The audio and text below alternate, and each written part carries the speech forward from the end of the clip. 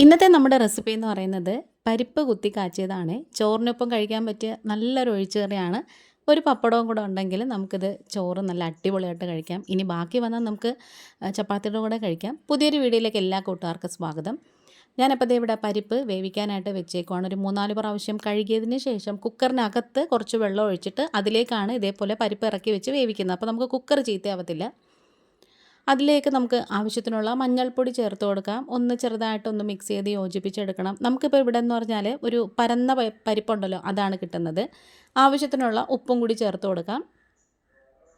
എന്നിട്ട് ഒന്നും കൂടെ ഇങ്ങനെ മിക്സ് ചെയ്ത് കൊടുക്കണം, യോജിപ്പിച്ചെടുക്കണം.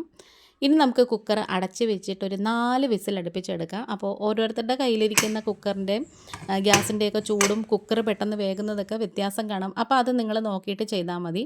ഞാനിപ്പോൾ ഒരു 4 വിസിൽ അടുപ്പിച്ചപ്പോഴത്തേക്കും പരിപ്പൊക്കെ നല്ല മയത്തിൽ വെന്ത് വന്നിട്ടുണ്ട്. അപ്പോൾ ഇത് തിളച്ച് തൂകാതിരിക്കാൻ വേണ്ടിയിട്ടാണ് നമ്മൾ ആദ്യം കുറച്ച് വെളിച്ചെണ്ണ ഒഴിച്ചത്. ഞാനൊരു കൈപ്പിടിയോളം ചുവന്നുള്ളി എടുത്ത് തൊലിയൊക്കെ കളഞ്ഞ് വൃത്തിയാക്കി വെച്ചിട്ടുണ്ട്. ഇനി നമുക്ക് ഇടികല്ലിലിട്ട് ഇത് നന്നായിട്ട് ഇങ്ങനെ ഒന്ന് ഇടിച്ചെടുക്കണം. മിക്സിയുടെ ജാറിൽ നമ്മൾ ഇടണമെന്നുണ്ടെങ്കിൽ അത് ഭയങ്കരമായിട്ട് അങ്ങ് അരഞ്ഞു പോകും. അതുകൊണ്ടാണ്. ഇനി ഒരു 5 അല്ലി വെളുത്തുള്ളിയും കൂടി എടുത്തിട്ടുണ്ട്. അതും കൂടി ഒന്ന് ചതച്ച് കൊടുക്കാം. അപ്പം വെളുത്തുള്ളി അല്ലികളായിട്ട് അടർത്തിയതിന് ശേഷം തൊലിയോടുകൂടി കഴുകിയിട്ടാണ് ചതച്ചെടുത്തത്.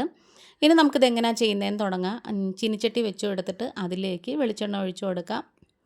ഏകദേശം 1 ടേബിൾ സ്പൂണോളം ഒഴിച്ചു കൊടുത്തിട്ടുണ്ട്. എണ്ണ നന്നായിട്ട് ചൂടായി വന്നപ്പം അതിലേക്ക് കുറച്ച് കടുക്, 1/4 ടീസ്പൂണോളം കടുക് ഇട്ട് കൊടുത്തു. പിന്നെ കുറച്ച് കറിവേപ്പിലയും കൂടി ഇട്ട് കൊടുത്തു. ഇതിൽ വറ്റൽമുളക് ചേർക്കേണ്ട ആവശ്യമില്ല.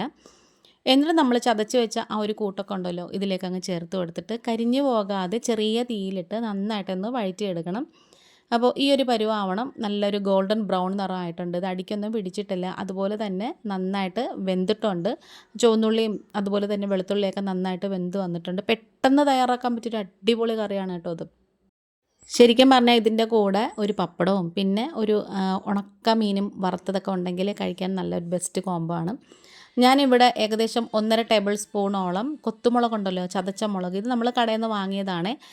അതല്ലാന്നുണ്ടെങ്കിൽ കുറച്ച് പിരിയൻ മുളകും പാണ്ടിമുളകും കൂടി ചേർത്തിട്ട് നമ്മളൊന്ന് നന്നായിട്ട് ചൂടാക്കിയതിന് ശേഷം മിക്സിയുടെ ചെറിയ ജാറിലിട്ട് പൾസ് മോഡലൊന്ന് കറക്കി കറക്കി പൊടിച്ചെടുത്താലും മതി. ഒരുപാടങ്ങ് അരഞ്ഞു പോകരുത്.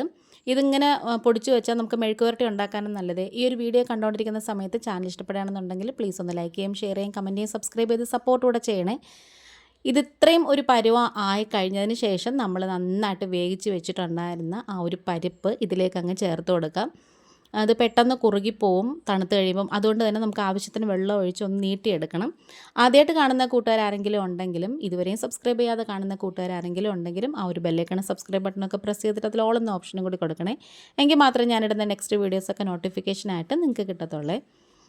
ഇനി ഈ ഒരു പരുവത്തിൽ ആയി വരുമ്പം നന്നായിട്ടൊന്ന് തിളച്ച് വരുമ്പോഴത്തേക്ക് നമുക്കിത് വാങ്ങി വെക്കാം. ശരിക്കും പറഞ്ഞാൽ ഇതിൽ കറിവേപ്പിലയുടെയൊക്കെ മണം ഉള്ളതുകൊണ്ട് തന്നെ ഒരു പൊടിക്ക് ഉപ്പ് കുറവുണ്ടായിരുന്നതുകൊണ്ട് ഒരു ഇച്ചിരി ഉപ്പും കൂടി ഞാൻ ചേർത്ത് കൊടുത്തിട്ടുണ്ട്. ഇനി നന്നായിട്ട് ഇങ്ങനെ തിളച്ച് വരുമ്പോഴത്തേക്ക് നമുക്ക് ഗ്യാസ് അങ്ങ് ഓഫ് ചെയ്താൽ മതി. അപ്പോൾ നല്ലൊരു അടിപൊളിയായിട്ടുള്ള പരിപ്പ് കുത്തിക്കാച്ചിയത് റെഡി ആയിട്ടുണ്ട്. വീഡിയോയും വൈൻഡപ്പ് ചെയ്യാറായി. ഇതുവരെയും സബ്സ്ക്രൈബ് ചെയ്ത കൂട്ടുകാർക്ക് ഒത്തിരി നന്ദിയുണ്ട്. ഇന്നിപ്പോൾ ഇത്രയേ ഉള്ളൂ. വീണ്ടും വരാം. Thanks for watching.